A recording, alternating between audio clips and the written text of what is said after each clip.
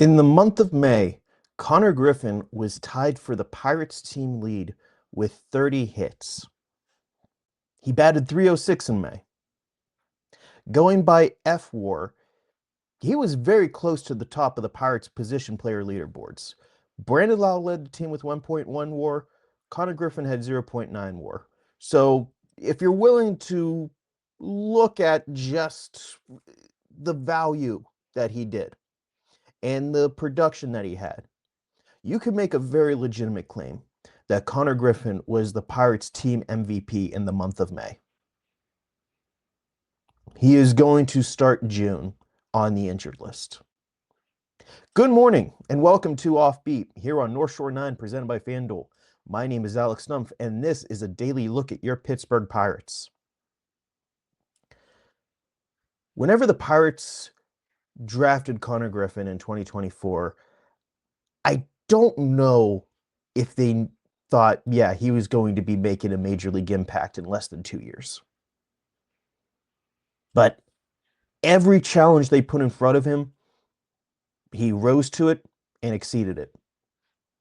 That's why he went from Bradenton, low A, to double A Altoona in 2025 and rose to become the top prospect in baseball.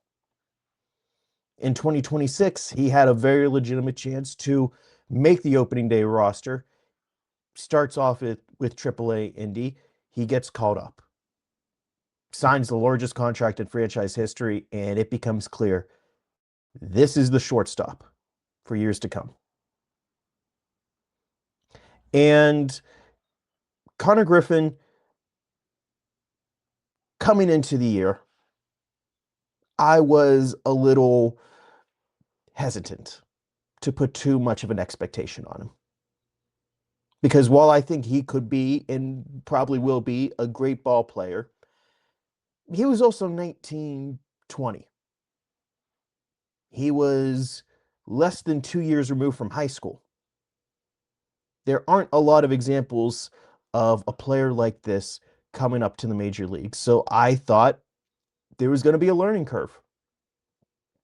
And yeah, we saw an education in April. There were some times whenever he tried to force something in the field that he probably should have eaten that ball. We saw him maybe get a little too aggressive at the plate. Those are very traditional, very understandable rookie pains. You know what he did? He took stuff from the major league game, what he was seeing, what opponents were presenting him, and he translated it into his work, into his practice, into his drill work.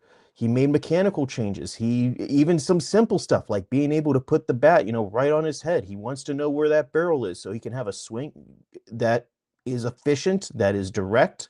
And it was about that 100 plate appearance mark whenever I really started to see him turn a corner. And he was terrific in May. His May, if he was to do that every month for a full year, that is an all-star who is getting MVP votes. 306 batting average, 30 hits, OPS over 800, 7 steals on 8 attempts. There's just a lot to like about his game. Even defensively, which outs above average, I think that's the best defensive stat we have right now. It wasn't very flattering in April for him. In May, it was 0 outs above average. Not great. I still think he will do better as time goes on. But you know what? That's another area he took a step. We saw him grow offensively. We saw him grow defensively. We saw him grow as a base runner. May was a really solid month. I believe he is going to have better months than that in his major league career. But that was a great month. End of the month, though. We got reports that he was starting to experience some discomfort in the forearm area. He goes on the IL with an elbow injury. It is perhaps not too serious. We're going to see how serious this is. On Sunday, General Manager Ben Cherington talked to assembled media at PNC Park, mostly about what was going on with Carmen Mlodzinski. But he was asked about Konnor Griffin, who was placed on the IL on Sunday. And he didn't want to give a timeline. He didn't want to give any sort of expectation like that. But it sounded like this wasn't viewed as a major injury right now. To quote him here, quote, obviously, we'll be careful with it. Need to listen to him, and we'll put him out there when he's ready to go out there. He threw today. He felt a lot better throwing today than he had just a few days ago. So there's a lot of progress being made. Just wasn't quite there yet. And Sunday, obviously, the Pirates needed to make a move to open up a spot for Ryan O'Hearn, who was coming off of the injured list pretty much a week and a half sooner than a lot of people would have expected. He beat the projections, and it seemed like it was going to be a win for the Pirates. It's like, okay, we get one of our big bats back. It ended up being a soul for a soul. Konnor Griffin goes on the injured list in his place. And maybe this isn't the type of thing that you say out loud, but so far, up to this point, the injury bug had been quite kind to the Pirates. Jared Jones didn't have a serious setback with his rehab. He came back pretty much as soon as he could off of the 60-day IL. First time one of his starts lined up after he crossed that 60-day mark. Joey Bart, yeah, he's had his left foot injury, but the Pirates do have other catchers on their 40-man roster, so they weren't exactly scrambling. And Endy Rodriguez, whenever he did come up, he swung a good bat. He's been very patient at the plate. He's taken walks. It's been probably the most productive hitter the Pirates have had out of the catchers so far this year. And then Ryan O'Hearn, big injury. Losing him was bad for the offense, but the Pirates had some depth at the outfield. You know, Justinson Garcia, Esmeralyn Valdez. We saw them both make their Pirates debuts. And then, like we said, O'Hearn beat the projection. So, yeah, that is a costly injury. That was a tough pill to swallow. They had some depth, and the player got back sooner than expected. You could do a whole lot worse for an injury to a significant player like that. This is the first time it kind of feels like where it's like, yeah, this one hurts, and maybe the Pirates don't exactly have the same level of depth as they have with the other positions that have experienced injuries. We're going to talk more about that in a little bit. This episode is brought to you by IQ Bar, our exclusive snack hydration sponsor. IQ Bar protein bars, IQ Mix hydration mixes, and IQ Joe mushroom coffees are the delicious, low-sugar, brain and body fuel you need to win your day. The Ultimate Sampler Pack is a great way for you to try all IQ Bar products and flavors. You get 9 IQ bars, 8 IQ Mix sticks, and 4 IQ Joe sticks. All IQ Bar products are clean label certified and entirely free from gluten, dairy, soy, GMOs, and artificial ingredients. With over 20,000 5-star reviews and counting, more people than ever are fueling their lifestyles with IQ Bar's brain and body boosting bars, hydration mixes, and mushroom coffees. The Ultimate Sampler Pack includes all 3. My personal favorites so far have been the almond butter chip and the iced tea lemonade hydration mix. It's just really full of flavor. I love starting my day with it, and I couldn't imagine starting my day with anything else other than IQ Bar products. Right now, IQ Bar is offering our podcast listeners 20% off all IQ Bar products, including the Ultimate Sampler Pack, plus free shipping. To get your 20% off, text MLB to 64,000. That's MLB 64000. Message and data rates may apply. See terms for details. The Pirates came into this year knowing Konnor Griffin was going to be a big part of this club.